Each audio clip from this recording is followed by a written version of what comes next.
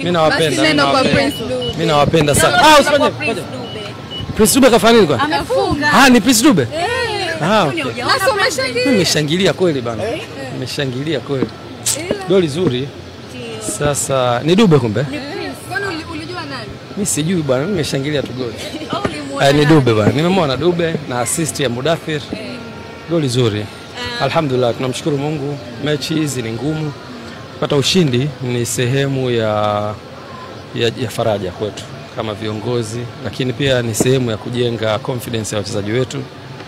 Nafikiri ni mara ya kwanza Young Africans inashinda kwenye mchezo wake wa kwanza kwenye hatua ya makundi. Kwa mara ya kwanza toka tumeingia madarakani na miaka ya nyuma hatujawahi kushinda mechi yetu ya kwanza ya Champions League au ya CAF Confederation Group Stage. Kwa hiyo ni historia kwetu, namshukuru Mwenyezi Mungu, na tupata points 3 against a very tough opponent. Kwa hivyo tumeanza vizuri na Mungu atubariki. Tunakwenda Algeria kwa ajili ya mchezo wetu wiki ijayo.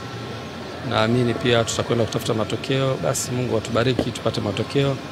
Tuwe tumemaliza mechi zetu 2 za kwanza za Champions League Group Stage kabla mwaka hujapinduka tukiwa na matokeo mazuri. Mimi nawashukuru sana na nawapenda sana. Asante sana.